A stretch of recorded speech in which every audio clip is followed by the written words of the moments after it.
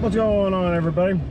So it's another day and I'm gonna go replace a transmission on an 06 Toyota 4Runner two-wheel drive. Now I looked online and I did not see any for a two-wheel drive, so maybe I wasn't searching properly, at least not for an 06 I should say. So me and Lucy, yep, we're gonna go check out some stuff. We're gonna take you along for the ride. Yep, we're gonna go have some fun. So, all right, let's go work on that truck. All right, everybody. So, you're gonna want to disconnect here the 4 bolts on this here drive shaft, because you're gonna have to remove this. This is a 14 millimeter to remove these nuts. My advice is to jack up the back end if you have the ability to, so you can rotate this and put it in neutral, obviously, so that you can rotate this around to get to this top bolt up here, because it's a pain in the butt to get to if you don't. I mean, it all depends on where you parked it to. So let's see, take it loose up there. Now remember, when you pull that drive shaft out, it is going to be leaking a bunch of transmission fluid, so be prepared for that. And yeah, once we get a little further along, I'll show you where we're at. All right, guys, so just like with every vehicle, when you're working on it, you're always going to want to disconnect that negative battery terminal. You would hate to arc something and fry a computer. It's usually the first culprit. So what we got to do is we got to get down there and remove that starter, and I don't even see it up here. Oh wait, there it is. Still don't really see it though. It's gonna be fun. All right, so we're gonna take that off and come back to you. Okay, so I had a bit of an issue. I don't know what it is with me and starters past couple of days, but I was able to get that starter free, and it's right here, right down there. Let's see if I can get this thing out of here. Ugh. Does it not come up this way? Nope. All right, well, let's see if it'll go down that way then.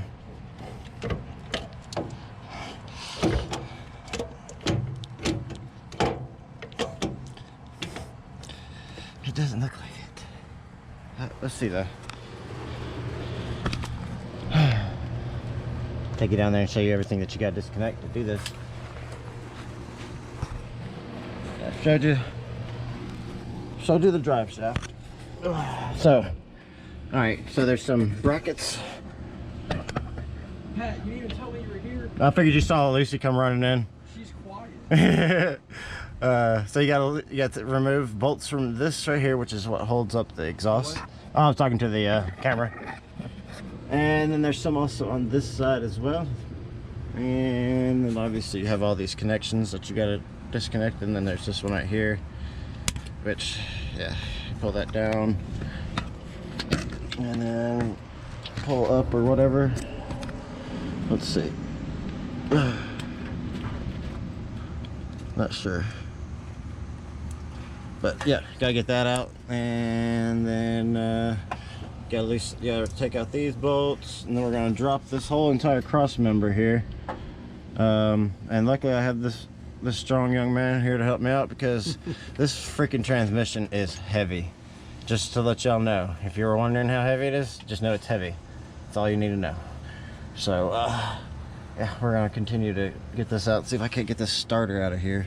It's wanting to be a bitch. There we go. So this is the way to pull the starter out, just so you know. Down through here. That bolt extractor worked. They didn't even have any at freaking Harbor Freight. I had to just, luckily I brought my own, just in case. I got you. So, all right, so with that out, what we have to do now is we're gonna remove this, this here, freaking, pan here, not this pan, this freaking skid plate. That way we have access to this hole right here, and we can see the flex plate and the torque converter bolts to remove those, because you gotta remove those to remove the transmission. So we're gonna get on that. I believe that's probably about 12 to get that off, maybe 13. These are 14 millimeter right here, and so are the starter bolts. So just so you know. What's up, everybody? So I just wanted to update y'all. All right, so these bolts right here, there's gonna be 8 total that hold on this transmission, but the lower 4 are actually a 12 millimeter, or a 14 millimeter, I mean, and the upper 4 are a 17 millimeter. Now, it is going to be quite difficult to get the upper ones, as they are, well, you can't even see where they are on the GoPro because they're that far up there. So we gotta probably try and get them from the top. So the top. All right, everybody, it's day 2. First day, we got the old one out. Let me show you what we got going on here. So got the old one out.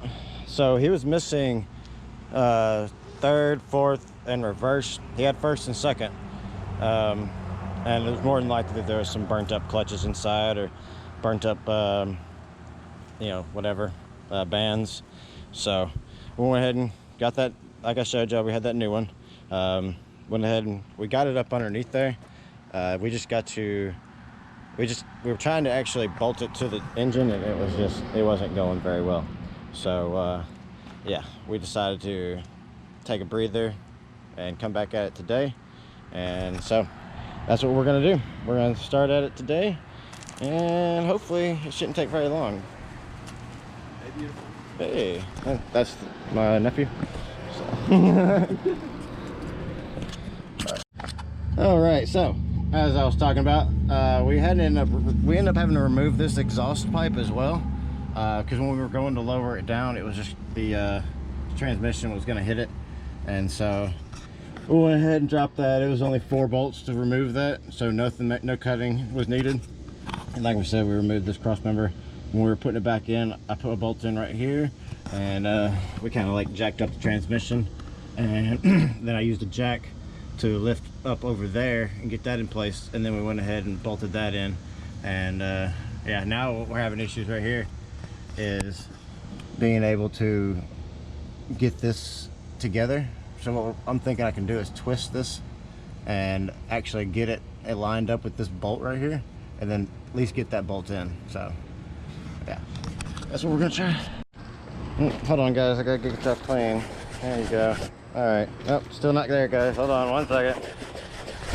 Hey, all right. So I know, I'm sorry, we haven't been filming a terrible lot, but let me just go ahead and tell you, it was a pain in the butt. Okay, the transmission is very, very heavy, and the position is just awkward, but we got it done. So last I talked to you, I was showing you with the transmission was up there, and we were about to, you know, slide it together. So we were having issues sliding it together. A tip that you can do is, a lot of times on one side or another, you're going to line up one of them bolts. Okay, so what you like to do is line up that side, run a bolt through it, get the thread started, and then you can raise the other side up, kind of push it a little bit, maybe tighten up that other bolt, and then you get enough of you can get the threads in on the other side, and then all you have to do is just start tightening them up here and there on either side so it's even, and then boom, you got your transmission in. You may have to do some lifting in the back to get that little white piece to go down into that little hole.